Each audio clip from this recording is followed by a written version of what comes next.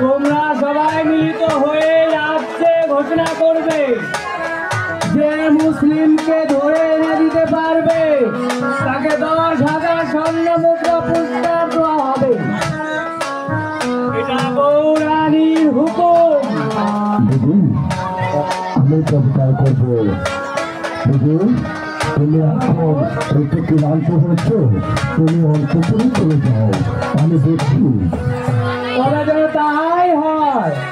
দিদি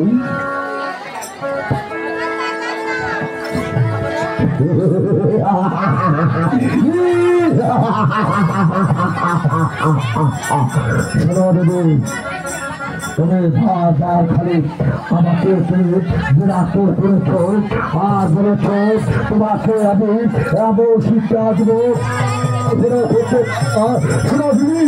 আমার নাম হচ্ছে রাজা। আমি এমন কোনো কাজ আমি না করতে পারি। ছোটবেলা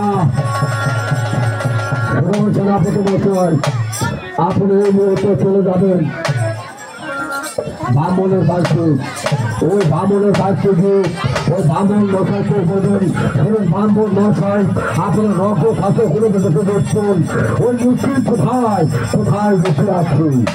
একটু বলছেন মহারাজ, আমি ওখানে গণনাবাসনা কেন করবো? আমি সরাসরি আপনার রাজমহলে নিয়ে আসবো ওই ব্রাহ্মণকে। হ্যাঁ সেনাপতি মশাই, আপনি ওকে নিতে চলে যাবেন।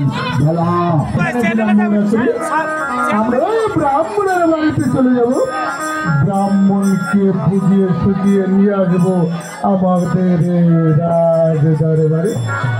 তাহলে তুমি আর এখানে বিলম্ব করে যাবে না, এখন চলে যাও ওখানে।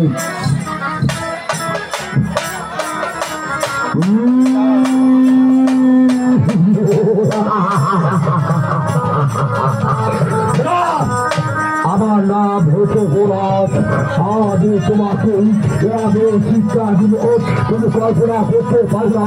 তারপর তোমাকে আমি ফিরে ফিরে দিয়ে তোমাকে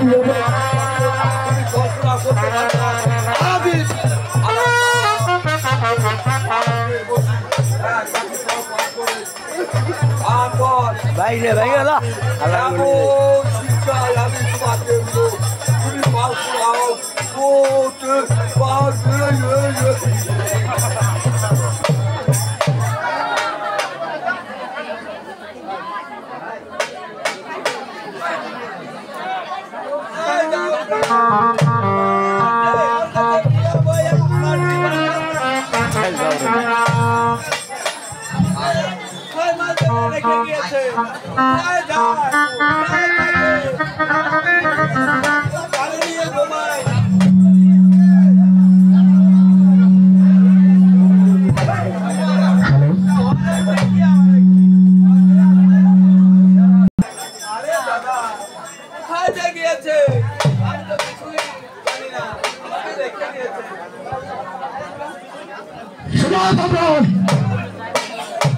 তোমাকে আমি বলছি, ব্রাহ্মণ কোথায় আছে সত্য কথা বলো।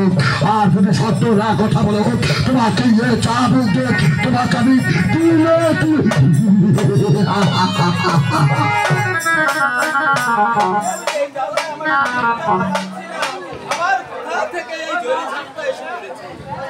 ব্রাহ্মণের তোমাকে বলেছি এখনো সময় আছে, তুমি সব চত্বরে ভাবছ, তুমি বলো বলো ব্রাহ্মণ কোথায় আছে।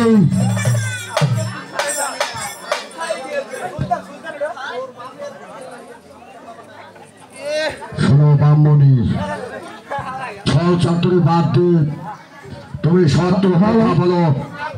আর যদি তুমি সত্য কথা না বলো তাহলে তোমাকে সত্য কিভাবে বার করতে হয় আমার বেশ করে আছে। তুমি তুমি জানো না আমার নাম হচ্ছে বিশ্বাস করো আমি তো কিছুই জানি না।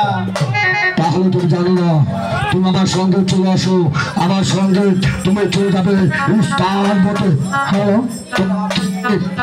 আমি তারপর তোমাকে আমি দেখবো তোমার ওই অগ্র শস্ত্রের ভিতরে কে আছে। তবে তাহাই চলুন। চলো শুনেছো বাবুজি পুরো সব চাকরি করা যাবে না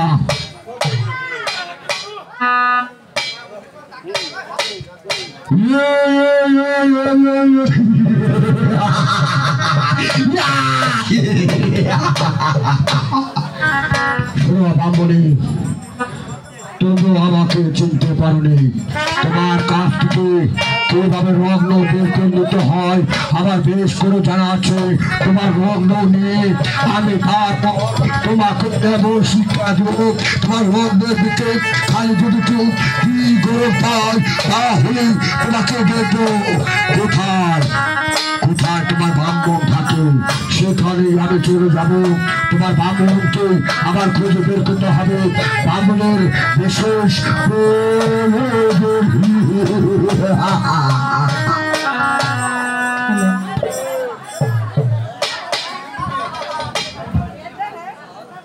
হ্যালো